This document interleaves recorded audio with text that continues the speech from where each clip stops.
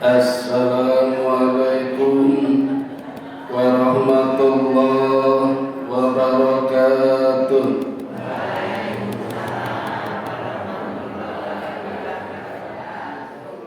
Alhamdulillahi wahda, shadaqa wa'da, wa nasara 'abda, wa a'azza junda, wa hazamal ahzaba wahda.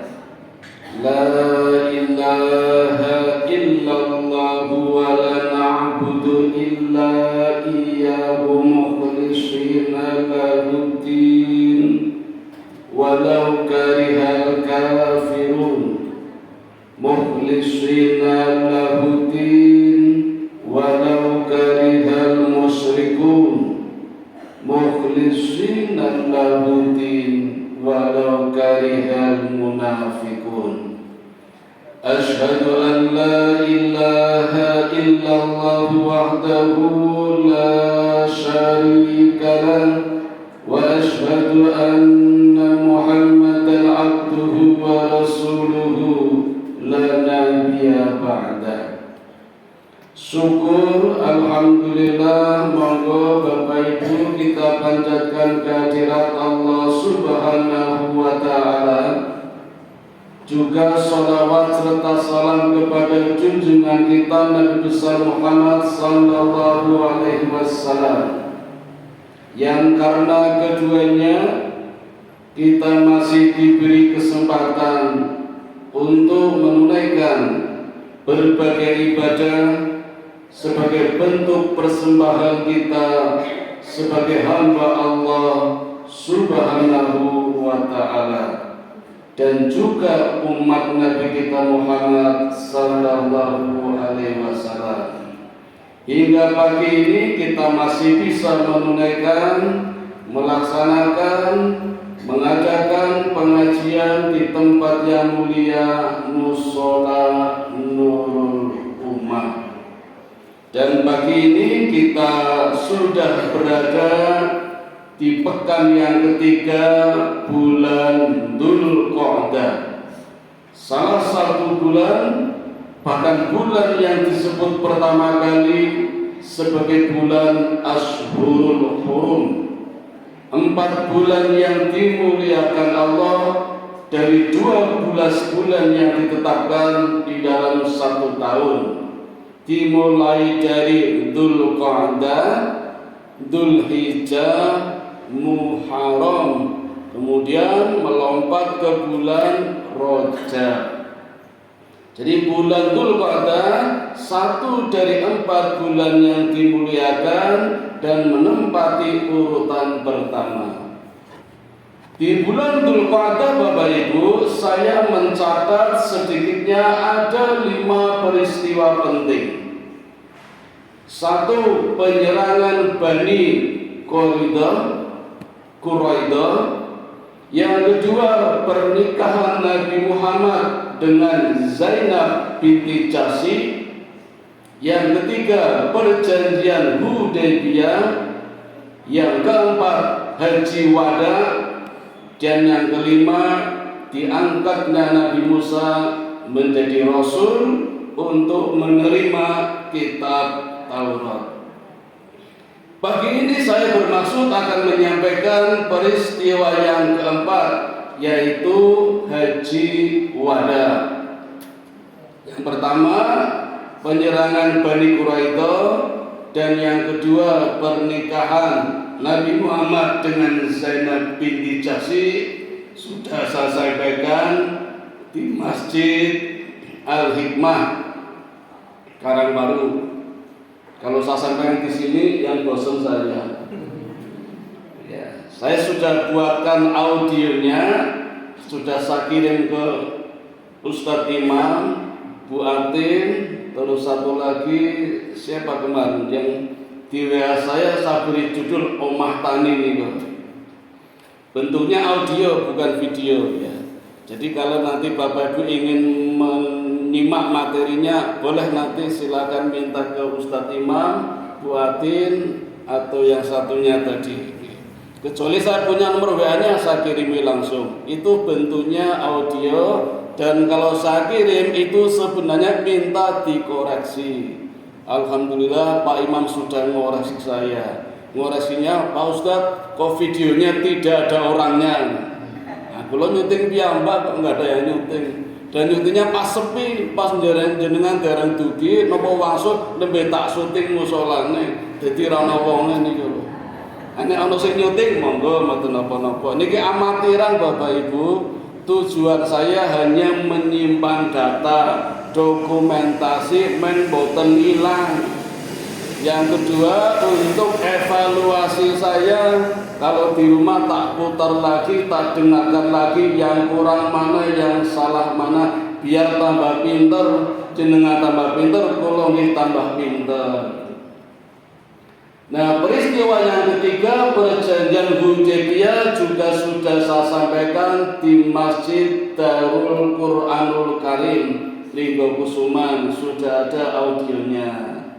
Nah, sekarang yang keempat saya akan menyampaikan peristiwa haji wada. Nanti kalau waktunya cukup baru tak sambung atau mengulang materi yang tadi. Peristiwa haji wada.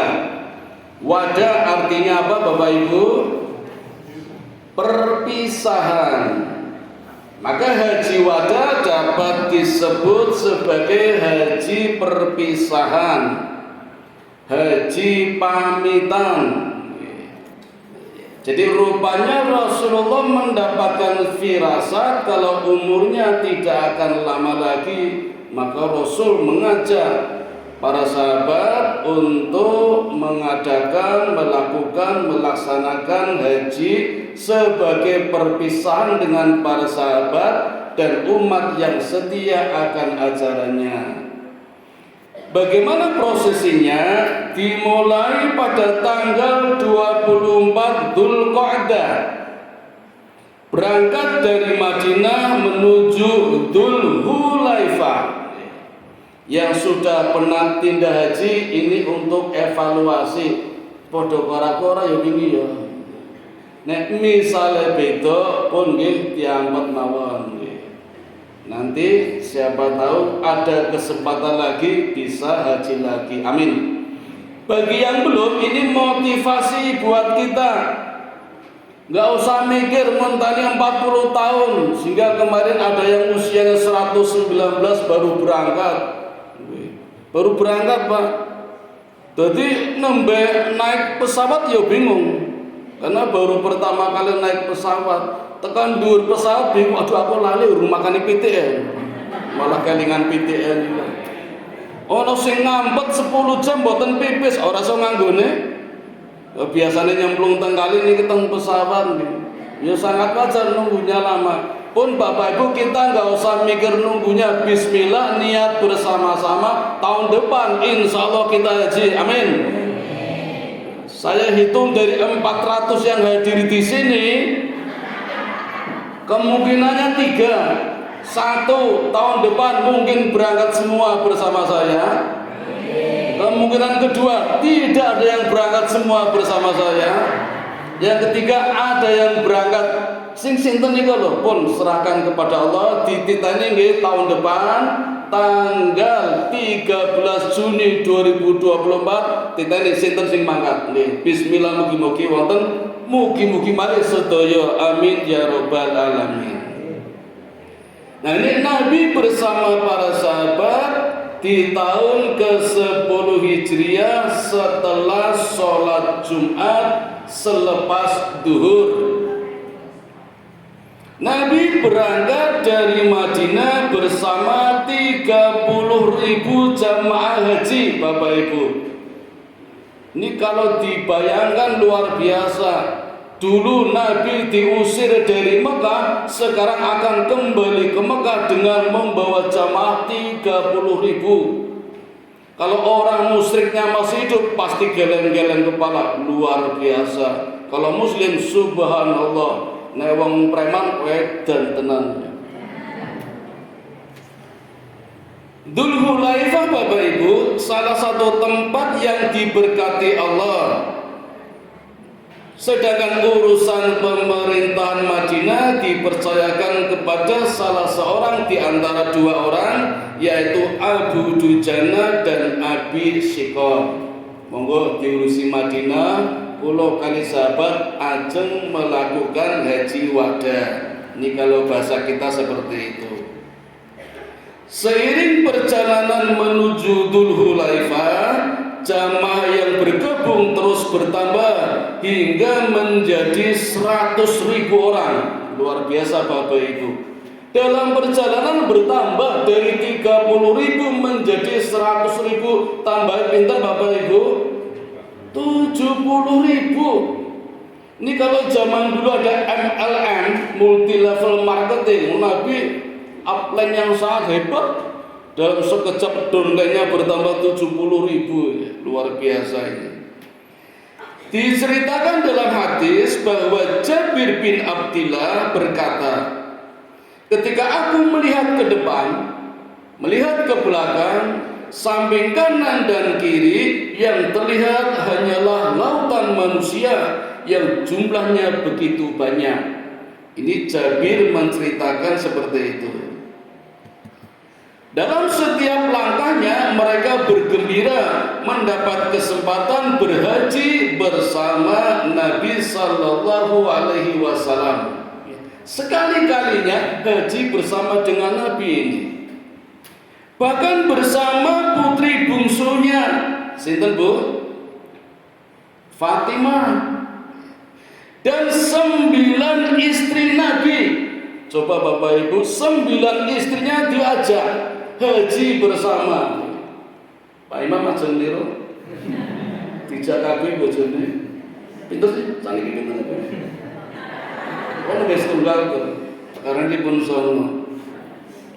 Dalam riwayat lain ada 2 yang tidak ikut, yaitu Zainab binti Jahsy dan Saudah. Alasannya apa? Sebentar kita lihat.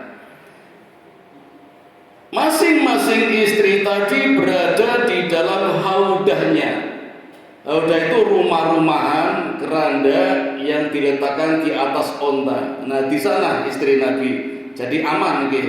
Kayak numpak travel berarti. Ini numpak onta, cekluk. Nah, namanya haudah.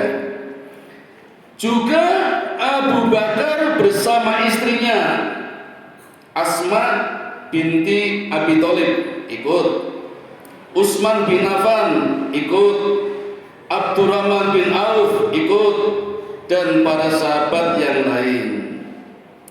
Nah, di sini Nabi memberikan pesan khusus kepada para istrinya. Kata Nabi, inilah haji kalian. Setelahnya kalian lazimi di rumah saja, tidak perlu keluar-keluar. Paham Bapak Ibu?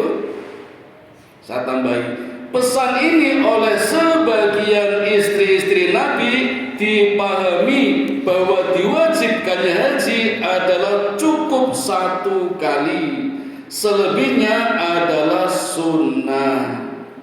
Dan sebagian lagi, istrinya maksudnya, memahaminya cukup 1 kali saja, tidak perlu keluar rumah. Makanya Saudah tidak ikut, Zainab binti Jahsy tidak ikut, karena sudah pernah haji. Yang lain belum pernah haji, kemudian ikut. Tapi kata Nabi, cukup sekali sini saja, setelah ini tidak ada haji lagi. Kalau mau haji di rumah, rumahnya dipasangi permadani, gambarnya Ka'bah. Makanya banyak di antara kita yang rumahnya dihiasi dengan gambar-gambar Ka'bah, itu untuk kenangan saja. Kalau kangen di situ, ya tidak usah haji lagi yang kedua kalinya, karena wajibnya hanya 1 kali. Ngaten Bapak Ibu, nggih. Kalau umroh boleh beberapa kali, tapi kalau mau niru Nabi, Nabi hanya umroh 4 kali. Semuanya dilakukan di bulan Dzulqa'dah. Kalau ada di antara Bapak Ibu punya usaha biro travel, kalau bisa nggih, Ini diatur karena hanya ada di bulan Ashurul Hurum, Dzulqa'dah, Dzulhijjah, Muharram dan Rajab, bukan di bulan yang lain. Dan di dalam 4 bulan ini ada bulan haji.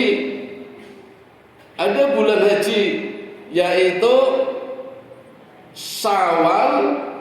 Syawal termasuk bulan haji ini.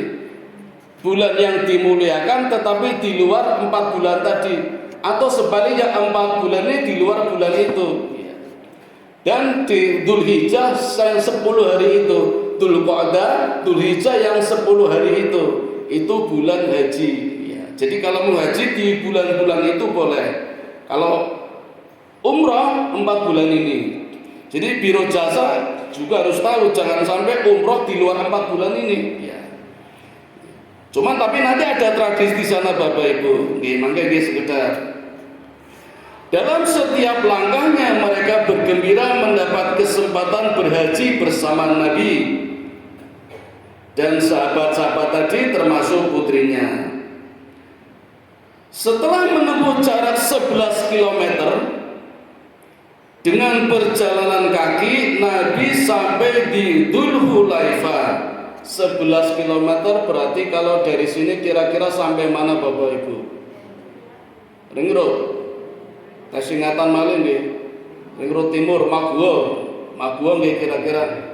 Tasik malih, Bandara mriku sanes bandara iya. Nabi jalan kaki walaupun pakai onta, tapi Nabi jalan kaki. Dalam satu riwayat Nabi naik onta, yang jalan ontanya, artinya tidak lari. 11 km Bapak Ibu di Dzulhulaifah semua menunaikan sholat asar 2 rakaat, dikosor mboten dijamak. Kan tadi sudah sholat Jumat. Kalau mau dikosor dijamak mestinya ketika Jumat langsung sholat asar, atau ketika asar duhurnya ditarik di asar. Tapi Nabi sudah sholat Jumat, sehingga sampai di sana asar, sholat asar, tapi dikosor, tidak diqadha 2 rakaat. Nabi tidak memperhitungkan jarak fikih 80 km. Nah, ini kalau tidak tahu jadi rame Bapak Ibu. Saya dulu pernah diklat di LPMP Kalasan, itu juga sekitar 11 km.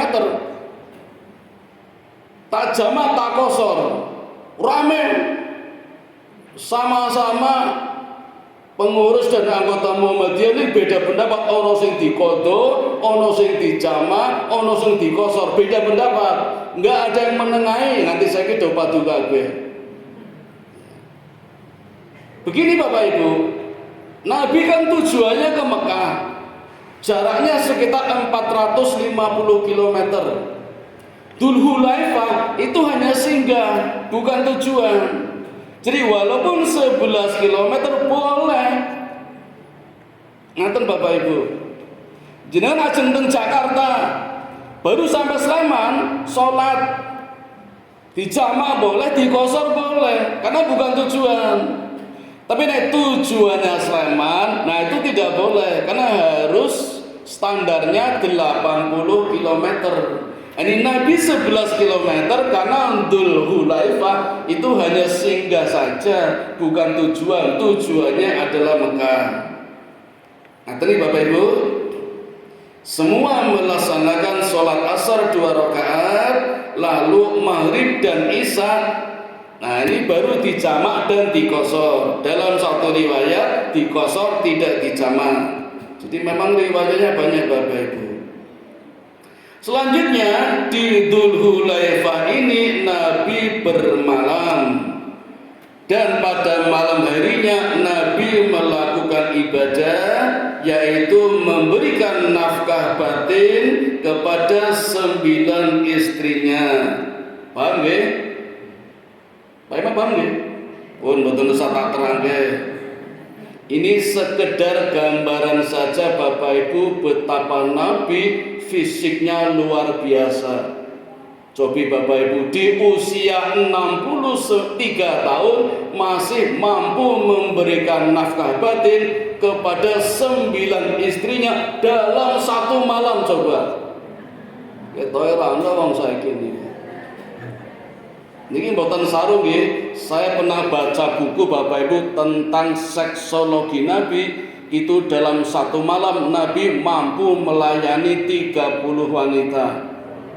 Tapi Nabi gak melakukan. Istrinya gak 30 kok. Nek melakukan namanya zina. Tapi cuma gambaran saja, begitulah kekuatan Nabi. Gak ada tempat kita seperti paling siji pun mandek rampung. Kasih dulu pengalaman. Apa malis menang. Ini ibadah Nabi ketika bermalam di Dzul Hulaifah.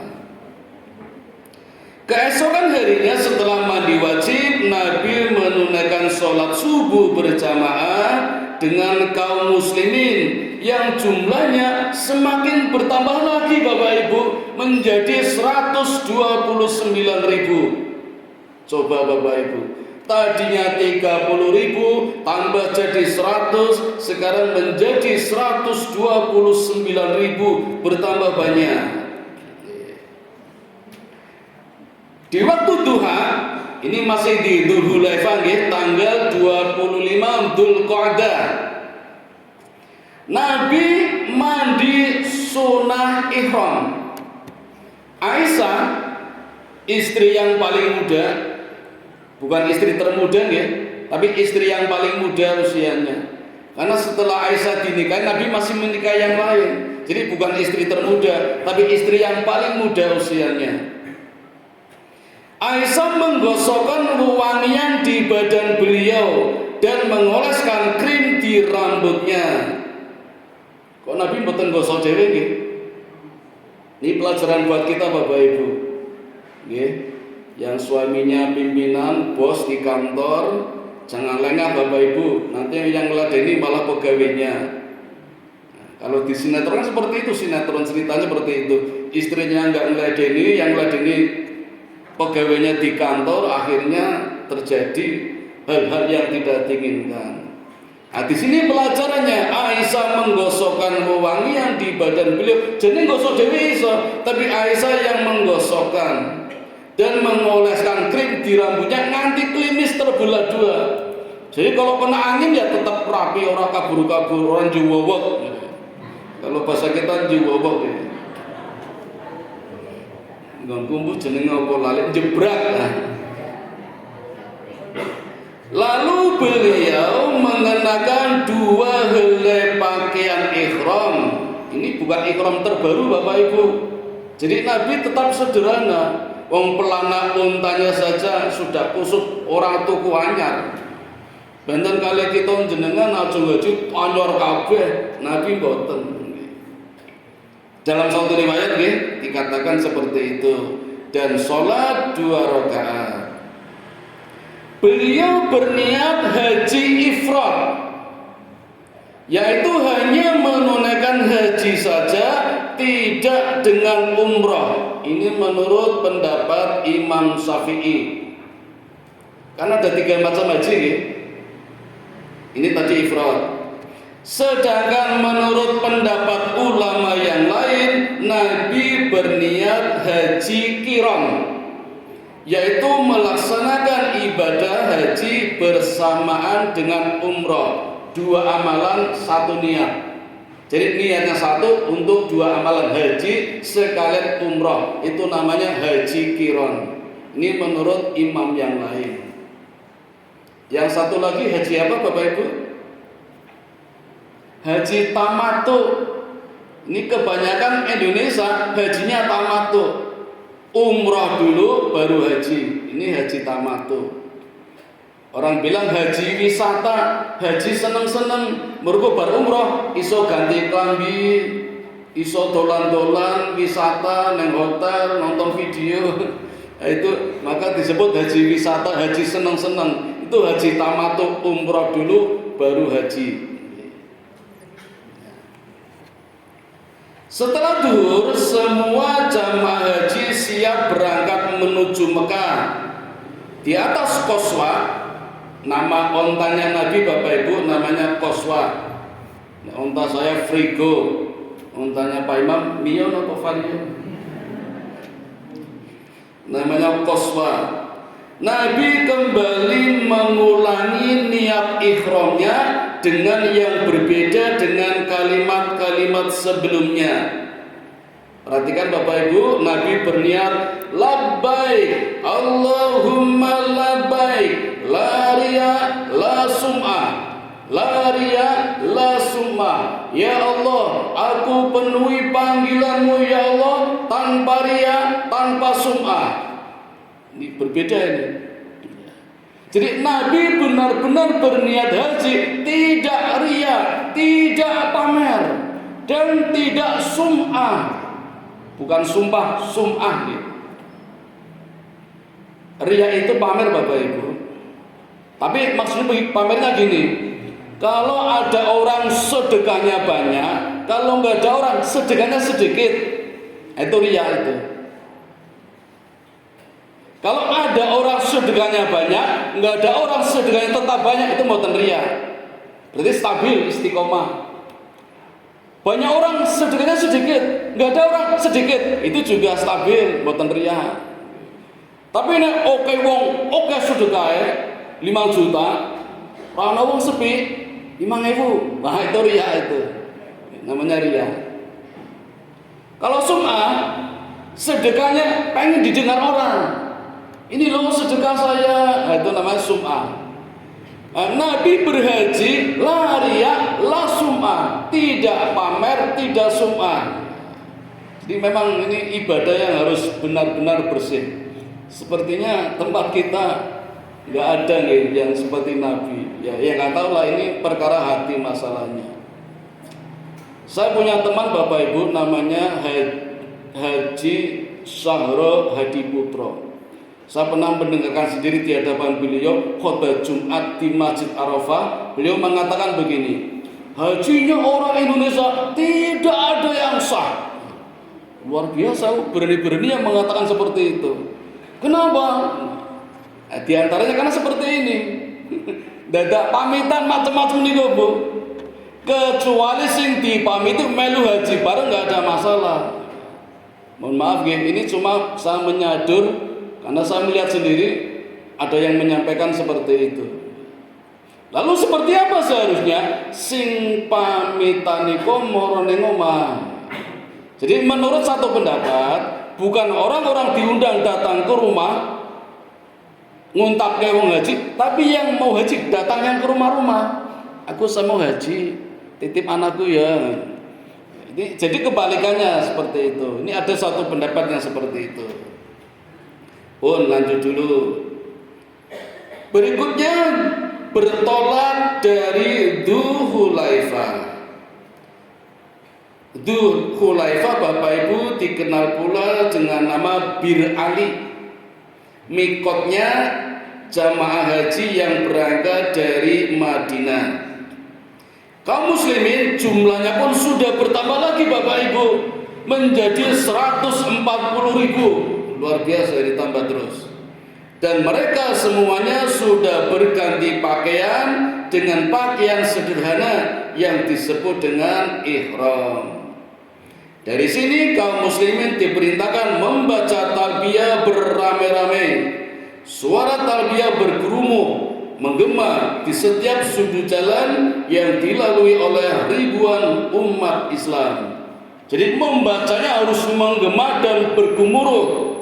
Labbaik Allahumma labbaik la syarika laka labbaik innal hamda wan ni'mata laka wal mulk la syarika lak. Boten santai. Labbaik Allahumma labbaik, enggak ada semangatnya. Harus. Makanya Bapak Ibu, kita yang ketika itu tidak haji, berada di tanah air, ketika takbiran harus menggelora, keras, semangat. Karena di sana juga talbiyahnya bersemangat, syiar. Tapi Bapak Ibu jangan kebablasan. Di tempat kita takbirannya di jalan, kalau syiar insya Allah boleh. Tapi kalau mengganggu pengguna jalan lain, nah ini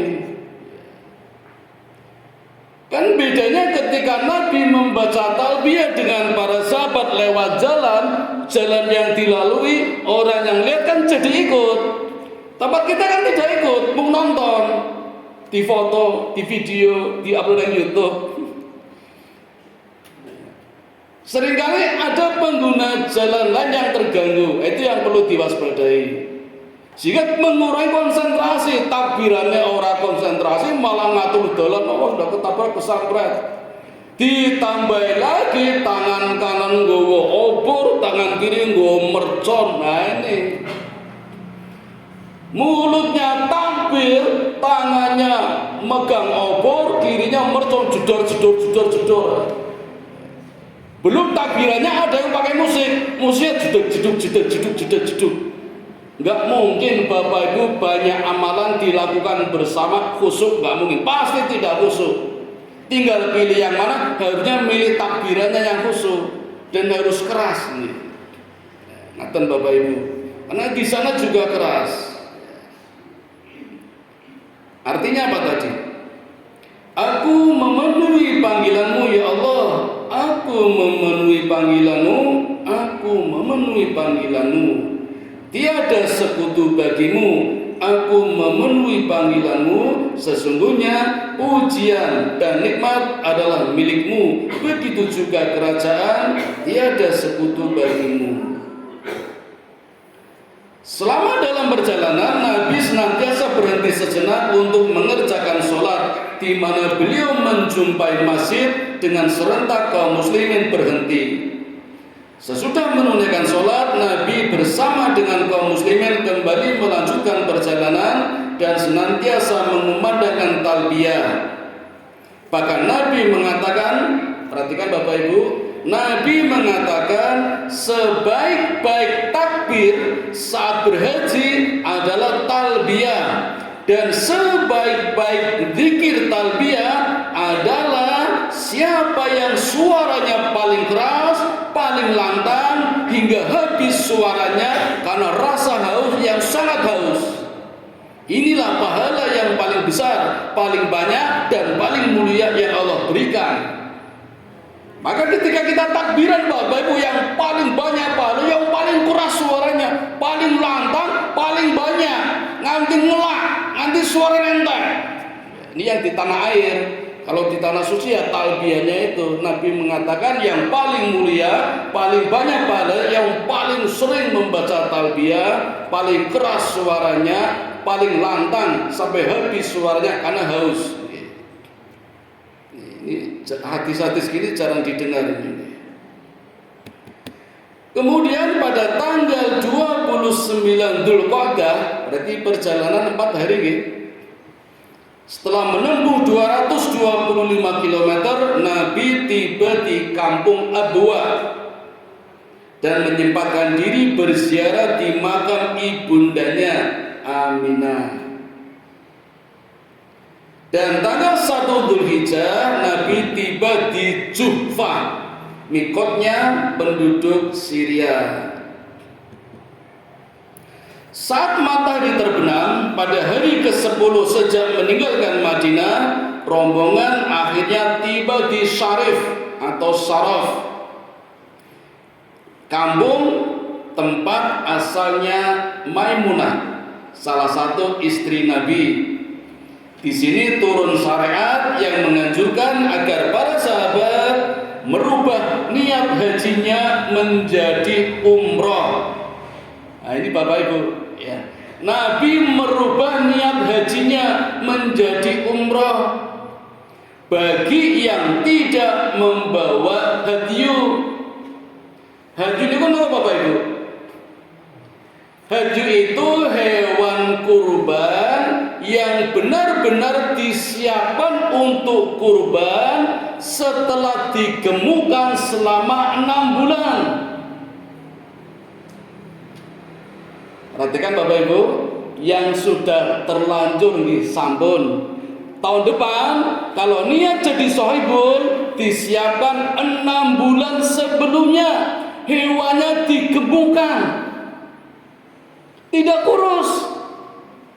Di tempat kita masih banyak dada, besok dibeli malah masih nyari di pelosok kuning, gulane Bantul, kuru-kuru, regane murah, dadak nyang-nyangan.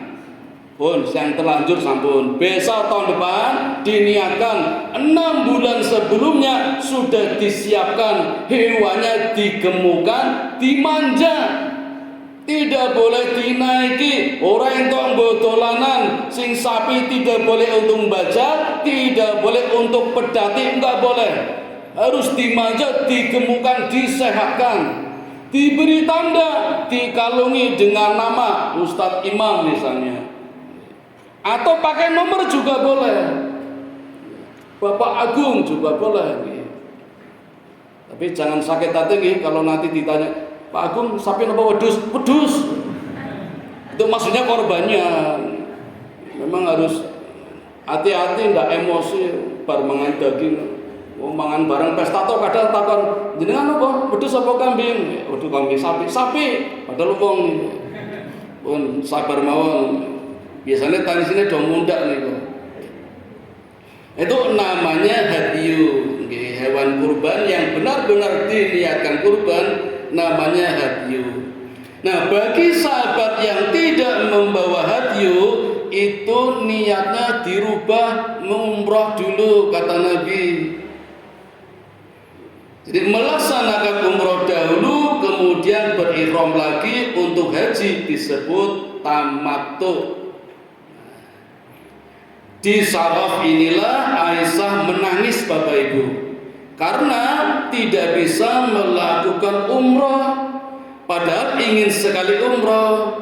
Penyebabnya apa Bapak Ibu? Ternyata Aisyah sedang haid, sedang baik menstruasi maupun mencret. Jadi nggak bisa umroh. Kenapa? Karena umroh diawali dengan tawaf, kemudian sa'i dan tahallul.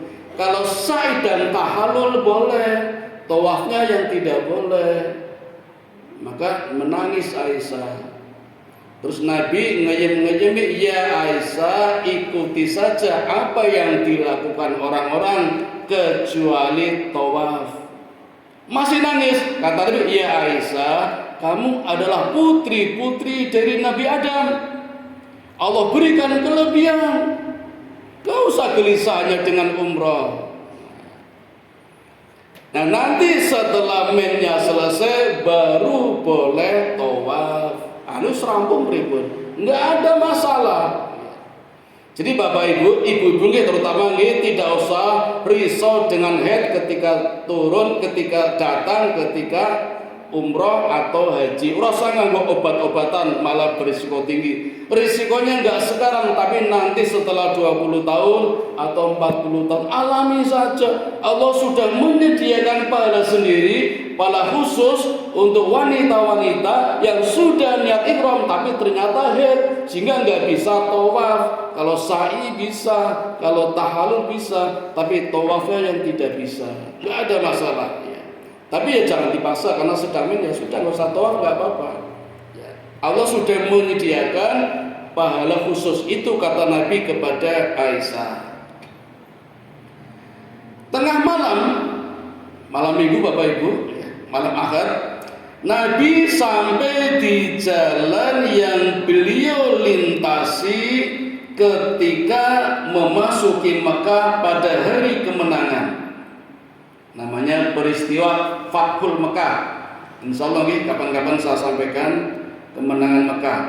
Sekitar 7 km menuju arah kota Mekah, beliau bersama kaum muslimin berhenti dan bermalam di Dzul-Tuwa.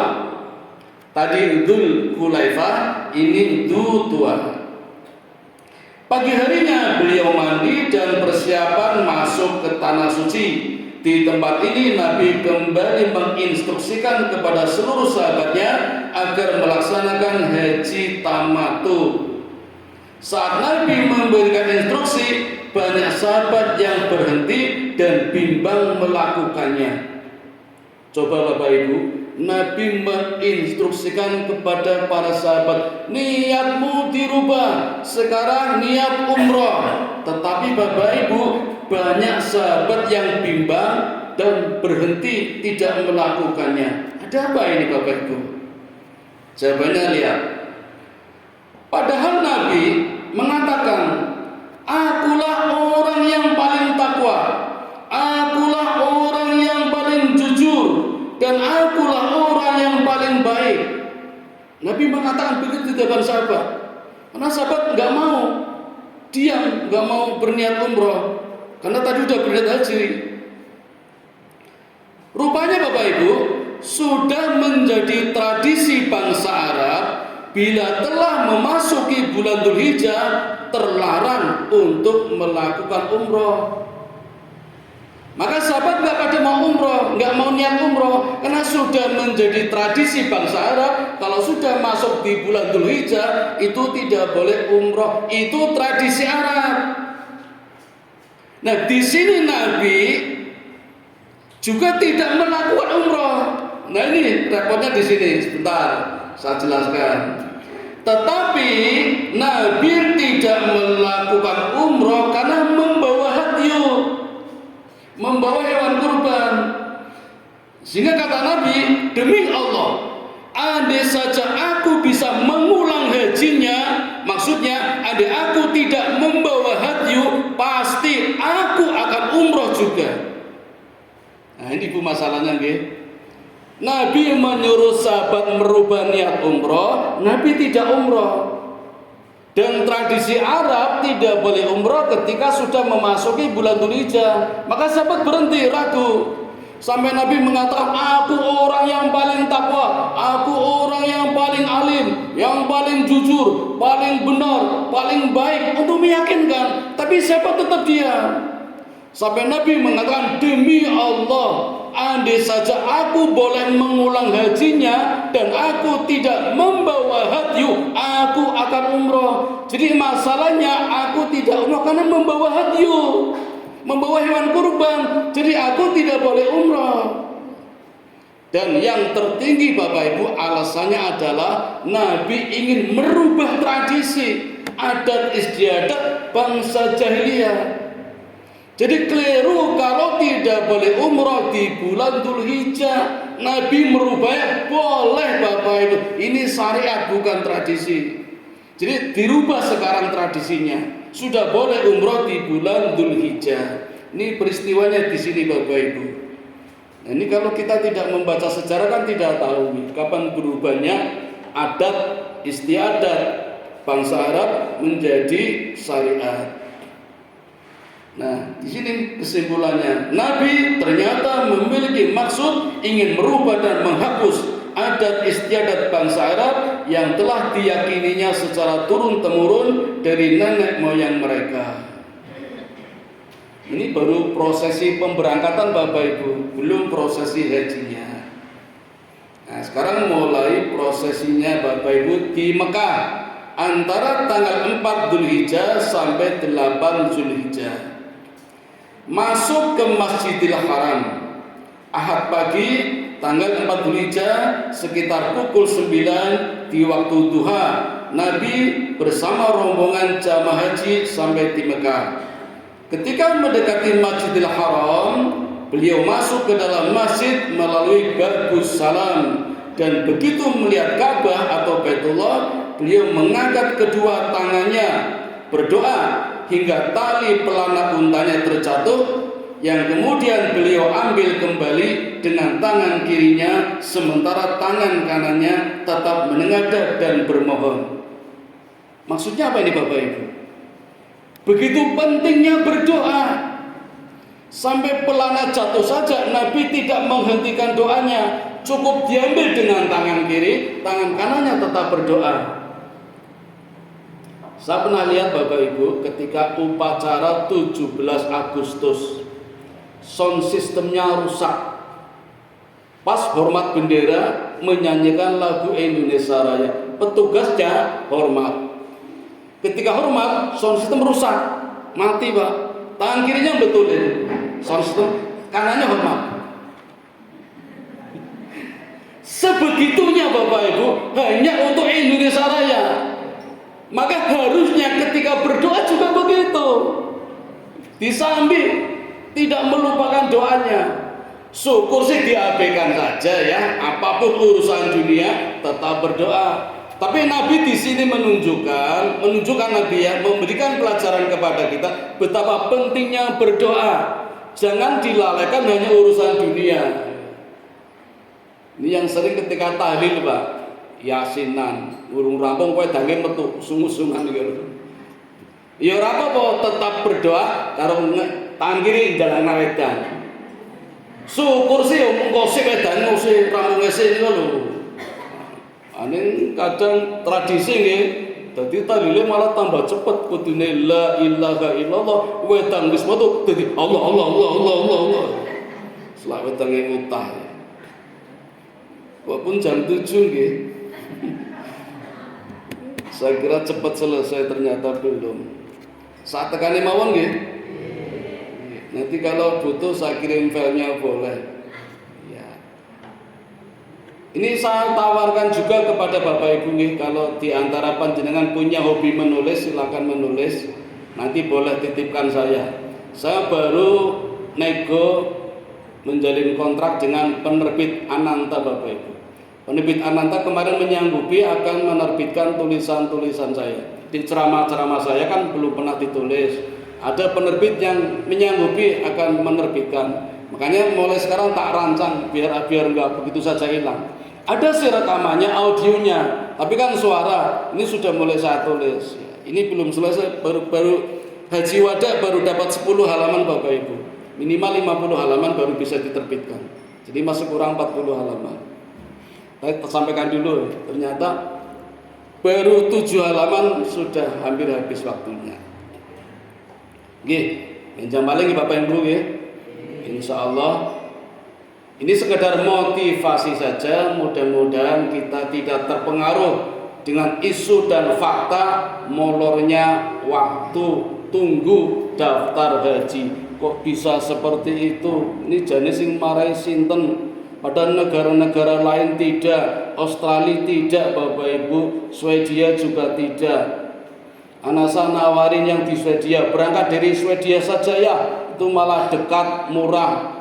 Yo, ning pesawat dari Indonesia ke Swedia 20 juta. Kalau hari normal. Kalau pesan tiket sekarang cuma 3 juta Bapak Ibu ke Swedia, tapi kalau besok-besok udah 20 juta. Itu Swedia, berangkat dari sana lebih murah tanpa tunggu, mboten antri Bapak Ibu. Tapi kalau jenengan niat tinggal di Swedia, siap-siap. Swedia itu iklim cuacanya tidak stabil Bapak Ibu. Tiap bulan ganti. Bulan Ramadan kemarin Bapak Ibu, anak saya puasanya 20 jam, anak siangnya 20 jam, malamnya 4 jam. Jadi bar traweh langsung sahur. Nah, malamnya 4 jam. Sekarang Bapak Ibu terbalik, malamnya 20 jam, siangnya 4 jam. Jadi awannya mau 4 jam, malam 20 jam. Wah, seneng sing pengantin baru malam terus dia. Niku Swedia Bapak Ibu. Sing ngeri malih wonten Islandia, Finlandia. Itu Bapak Ibu ada waktu-waktu tertentu yang mataharinya 24 jam. Anek matahari 24 jam, rano bengi toh. Anek poso ya poso terus. Mesti ada fatwa nggih atau ada syariat bagaimana berpuasa di daerah seperti itu. Tapi hari tertentu enggak tiap hari. Matahari 24 jam Bapak Ibu. Ajeng nyobi pripun? Nah, haji Bapak Ibu itu kasus gini hanya ada di negara kita. Turki kok iso larang niku lho. Mohon maaf ya, ini kalau dibahas nanti tidak lama.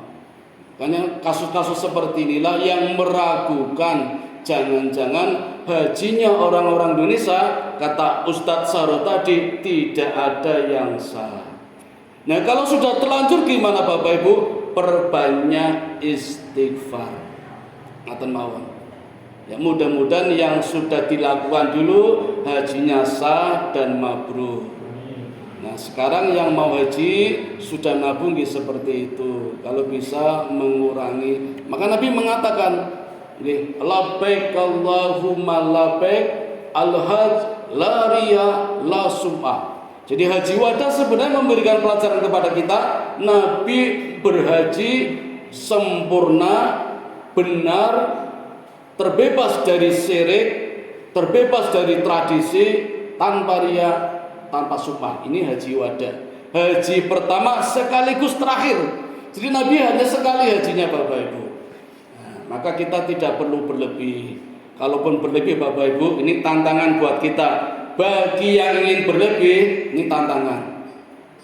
Coba relakan nama kita, lepaskan, ganti nama orang lain yang berangkat.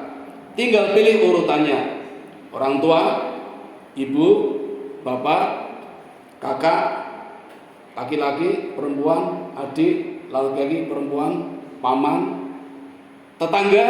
Nah, ini tantangan. Buat apa nama kita lagi? Kita cukup sekali saja. Berikutnya nama orang lain. Jadi kalau Pak Imam sudah sambung, misalnya punya uang, pakai nama Pak Agung aja. Wah, itu Bapak Ibu, surganya, kalau saya boleh mengatakan, surganya 2. Udah di depan mata itu. Kita juga dapat pahala lagi. Walaupun tidak haji, tapi dapat pahala haji lagi. Karena sudah niat haji, ditambah uangnya untuk orang lain, pakai nama orang lain, orang itu haji, tambah lagi surganya. Ngaten Bapak Ibu. Ini motivasi buat kita semua. Mari kita tutup pengajian pada pagi hari ini. Langsung atau panitia? Langsung. Oh, doa nih. Mari Bapak Ibu, kita niatkan berdoa di dalam hati kita sambil berazam. Entah kapan, mudah-mudahan cepat Allah memberikan petunjuk dan karunia kepada kita bisa menunaikan amalan yang terakhir, yaitu tindak haji. Amin ya rabbal alamin. A'udzu billahi minasyaitonir rajim. Bismillahirrahmanirrahim. Innallaha wa malaikatahu yusholluna 'alan nabi. Ya ayyuhalladzina amanu shallu 'alaihi wa sallimu taslima. Allahumma shalli 'ala Muhammad wa 'ala ali Muhammad kama shallaita 'ala Ibrahim wa 'ala ali Ibrahim wa barik 'ala Muhammad wa 'ala ali Muhammad kama barakta 'ala Ibrahim wa 'ala ali Ibrahim innaka Hamidum Majid. Allahumma ighfir lil muslimina wal muslimat wal mu'minina wal mu'minat al ahya'i minhum wal amwat innaka sami'un qaribun mujibud da'wat wa qadiyal hajat wa qati'us syahwat. Allahumma inni as'aluka ilman nafi'a wa rizqan thayyiba wa amalan mutaqabbala. Allahumma inni as'aluka al-huda wa tuqa wal afafa wal ghina. Allahumma ja'alni syakura waj'alni sabura waj'alni fi ainin sahira wa fi a'yunin nasi kabira. Rabbana dhalamna anfusana wa illam taghfir lana wa tarhamna lanakunanna minal khasirin. Rabbana atina fid dunya hasanah wa fil akhirati hasanah wa qina adzabannar. Sallallahu ala sayyidina Muhammadin wa ala alihi wa sahbihi ajmain. Subhana rabbika rabbil izzati amma yasifun wa salamun alal mursalin walhamdulillahi rabbil alamin. Assalamualaikum warahmatullahi wabarakatuh.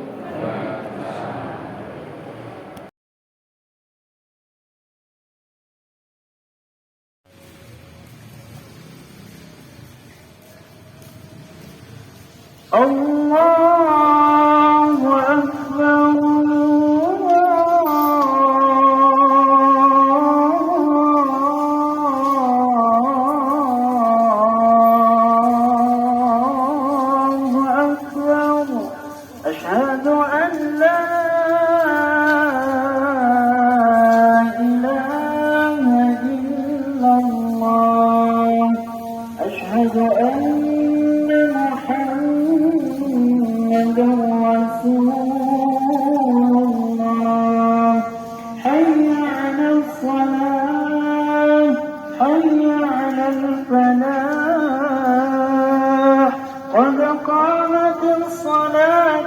قد قامت الصلاة الله أكبر الله أكبر لا إله إلا الله